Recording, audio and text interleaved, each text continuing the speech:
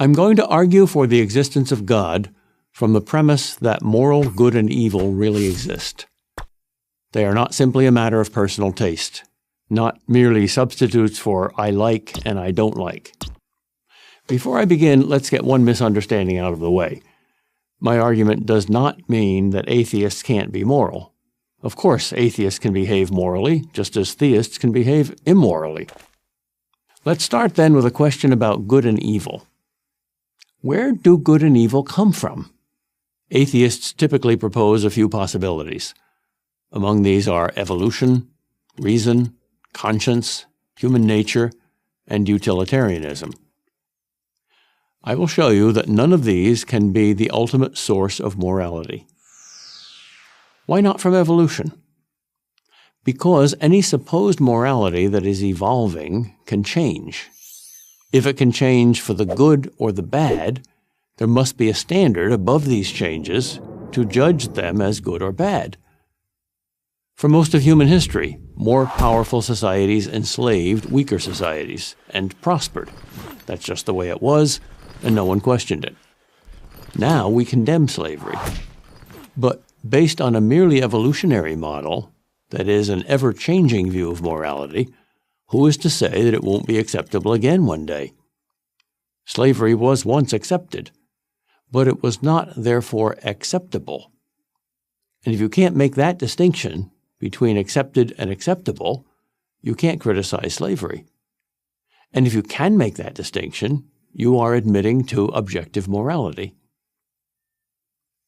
What about reasoning?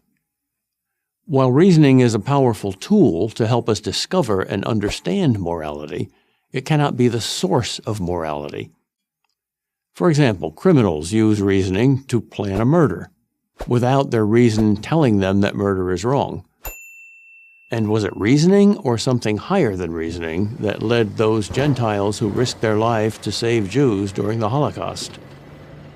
The answer is obvious. It was something higher than reasoning, because risking one's life to save a stranger was a very unreasonable thing to do. Nor can conscience alone be the source of morality. Every person has his own conscience, and some people apparently have none.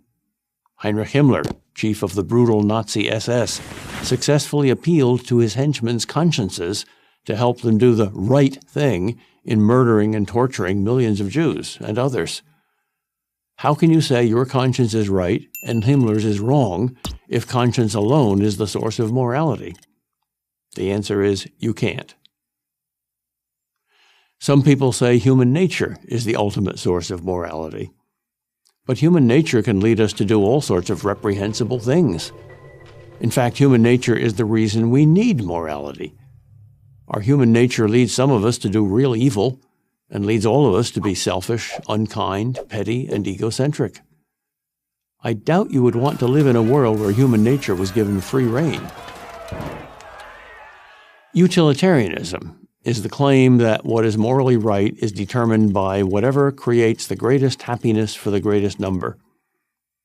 But to return to our slavery example, if 90% of the people would get great benefit from enslaving the other 10%, would that make slavery right? According to utilitarianism, it would. We've seen where morality can't come from. Now let's see where it does come from. What are moral laws? Unlike the laws of physics or the laws of mathematics, which tell us what is, the laws of morality tell us what ought to be. But like physical laws, they direct and order something, and that something is right human behavior. But since morality doesn't exist physically, there are no moral or immoral atoms or cells or genes, its cause has to be something that exists apart from the physical world. That thing must therefore be above nature or supernatural. The very existence of morality proves the existence of something beyond nature and beyond man. Just as a design suggests a designer, moral commands suggest a moral commander. Moral laws must come from a moral lawgiver. Well, that sounds pretty much like what we know as God. So the consequence of this argument is that Whenever you appeal to morality, you are appealing to God, whether you know it or not.